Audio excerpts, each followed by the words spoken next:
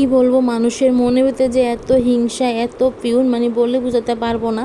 মানুষ একজন আরেকজনকে কি করে যে হিংসা করতে পারে এটা বোঝে না যে সব কিছু তো আল্লাহর ইচ্ছেতেই আসে। আল্লাহ চাইলে সব কিছু হবে, আল্লাহ না চাইলে কিছুই হবে না। আসসালামু আলাইকুম everyone, welcome to back to my channel. দূরে কাছে যে যেখান থেকে আমার ভিডিওটা দেখছেন, আশা করি আল্লাহর রহমতে সবাই ভালো আছেন। আলহামদুলিল্লাহ, আপনাদের দোয়া ভালোবাসা আমরাও ভালো আছি। প্রতিদিনের মতো আমি আরও একটি ছোট্ট ভিডিও নিয়ে হাজির হলাম। আজকের ভিডিওটা আমি রান্নাঘর থেকে শুরু করেছি। প্রথমে যেটা বলতে নিচ্ছিলাম যে মানুষের মনের ভিতরে এত হিংসা, এত পিউন, মানে কি করে যে এত হিংসা পিউন হতে পারে সেটাই আমি নিজে জানি না।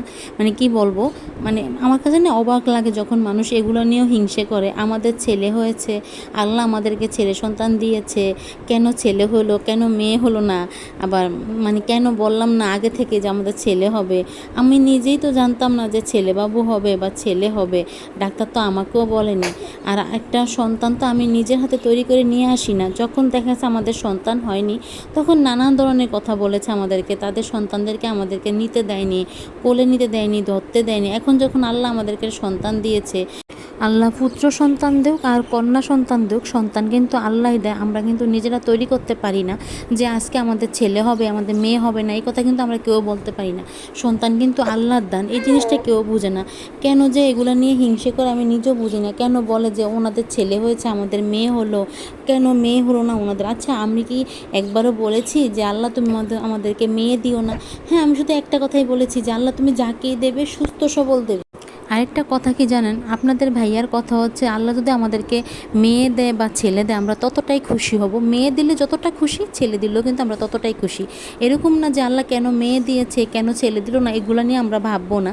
আপনাদের ভাইয়া কালকে আমাকে রাত্রে ফোন করে বলে যে জানো, কিছু মানুষ আছে আমাদেরকে, মানে আমাদের কেন আল্লাহ ছেলে সন্তান দিয়েছে এগুলো নিয়ে কথা গবেষণা করে, যে আল্লাহ ওনাদেরকে ছেলে দিয়েছে, মানে আপনাদের ভাইয়ার নাম নিয়ে বা আমার নাম নিয়ে বলে ওদেরকে ছেলে সন্তান দিয়েছে, এত বছর পরে আমাদেরকে ছেলে সন্তান দেয়নি, আমাদেরকে মেয়ে দিয়েছে, মানে কীরকমভাবে কথাটা বলছে। আমি জানি যে এই কথাটা বলেছে সে আমার ভিডিওটা দেখবে, তারপরে বলে দিচ্ছি এগুলো নিয়ে কোনো হিংসা করার কোনো কারণ নেই। আল্লাহ যাকে দেওয়ার এমনিতেই দেবে, ছেলে হোক মেয়ে হোক, আল্লাহ নিজের স্বইচ্ছায় দেবে। এরকম না যে আমরা জোর করে কেউ পুত্র সন্তান বা কন্যা সন্তান আনতে পারবো।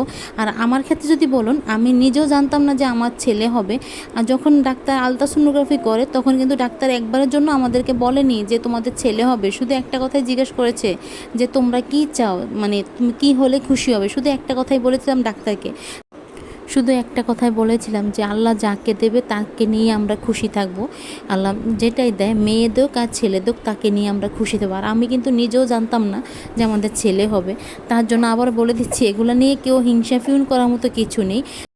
আরেকটা কথা কি জানেন আফুরা ভাইয়ারা, ছেলে কিন্তু দেয় আল্লাহ, মেয়েও কিন্তু আল্লাহ দেয়। এরকম না যে আমরা বন্দারা যে নিজের হাতে মেয়ে ছেলে তৈরি করে নিয়ে আসবো যে আমার ছেলেই হবে, মেয়ে হওয়ার দরকার নেই, এরকম কোনো কথা নেই। তারপর আমি বলে দিচ্ছি, যারা হিংসে করে, যারা পিউন করে, তাদেরকে বলবো আল্লাহর উপরে ভরসা রাখ।